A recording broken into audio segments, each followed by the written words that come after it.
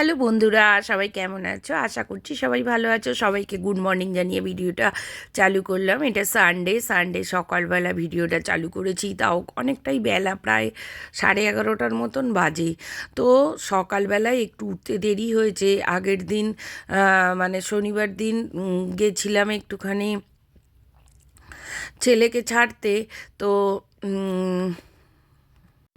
ছেলেকে এয়ারপোর্টে ছেড়ে তো মনটা ভীষণ খারাপ ছিল, তোমাদের এর আগের ভিডিওতে বলেছিলাম। তো ছেড়ে বড় ছেলের বাড়িতে গেছিলাম, সেখান থেকে ও মাছ ফাছ কিনে দিয়েছিল, ইলিশ মাছ। তো মাছ আছে, মাছটাকে ধুয়ে রেখেছিলাম, সেটাও তোমাদের সাথে শেয়ার করেছিলাম। তো সকালবেলা একটু উঠতে দেরি হয়ে গেছে, মানে 7:30 বেজে গেছে অনেকটা।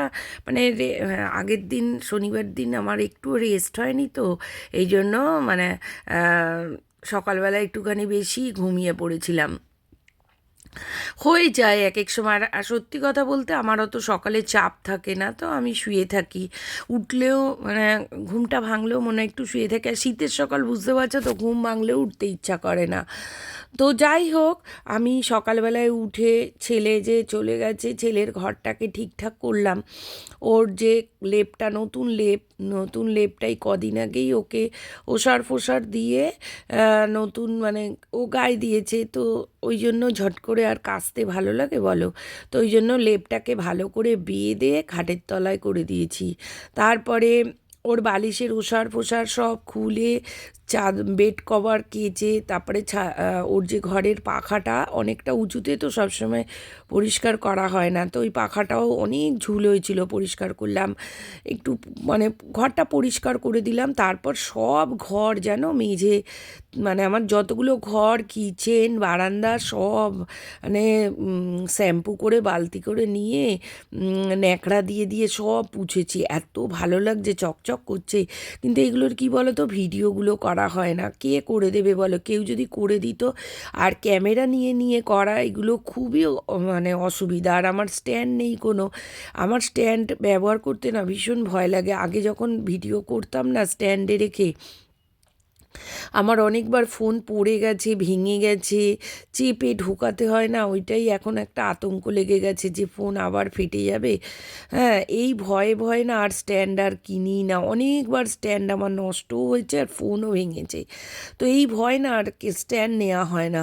তো এই জন্য অনেক কিছু না অসুবিধা হয়ে যায় ভিডিও করার ক্ষেত্রে, জানো তো, স্ট্যান্ড ছাড়া। তো অনেক কিছু দেখাতে পারি না। অনেকে অনেক কিছু দেখায়, কিন্তু দেখাতে পারি না সব কাজ।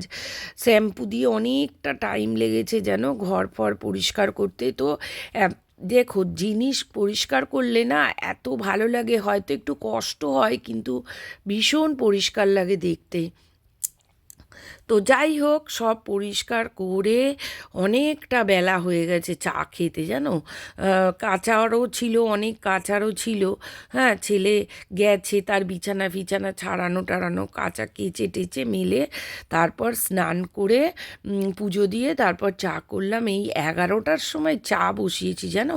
এই চা খেয়েই রোদরায় একটু শুয়েছিলাম, তারপরে বললাম না, একটু ভিডিও করি, তোমাদের সাথে ভিডিও শেয়ার করি। তো চলো দেখতে থাকো। ইলিশ মাছ, এই যে ইলিশ মাছটা হয়ে এসছে, নামাবো। 3 পিস করছি। এইগুলোর মধ্যে না মাছ একটু কম থাকে। অনেক বড় মাছ কিনে দিয়েছিল ছেলে। তো এই যে দুটো পেটি, একটা গাদাটাকে ভেঙে দুজনে খাবো, হাফ হাফ। আর এই পালং শাক গরম করেছি, আর চিকেনটা এবার গরম করব। এই দিয়েই হয়ে যাবে। আবার 2 পিস চিংড়ি আছে, কি করব। চিংড়িটা সব আবার একদিনে শরীর খারাপ করবে। থাক, চিংড়িটা, ইলিশটা হয়েছে, কাল খেয়ে নেব। এই যে মাংসর ঝোল দেখো, এই যে গরম করে নিয়েছি, একদম পাতলা পাতলা নতুন আলু দিয়ে মাংসর ঝোল, ক্যাপসিকাম আছে, ধনে পাতা আছে, সব দিয়ে দারুণ স্বাদ হয়েছিল। আর এই যে ইলিশ মাছটা, ফাইনাল লুক।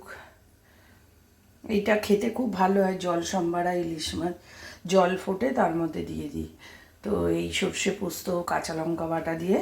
আর এই যে ভাতও হয়েই এসছে, এবার একটু ফুটলেই মার গেলে নেবো।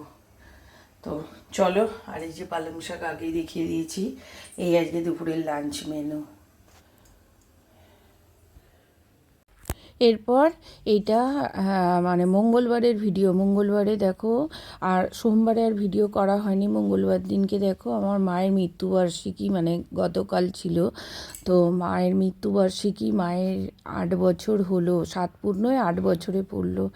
মা আমার অনেক অল্প বয়সেই চলে গেছে গো, হঠাৎ করে। ভালো মানুষ, সুস্থ, ভাবিনি মানে মা যে আমাদের এত তাড়াতাড়ি ছেড়ে চলে যাবে। তো আর কি করি, এখন মায়ের গলায় একটা মালাই দিই, আর ব্রাহ্মণদেরকে একটু মিষ্টি কিনে দিয়েছি। একজন ব্রাহ্মণকে একটা গেঞ্জি কিনে দিয়েছিলাম। তো এই করি, আর কিছু করি না।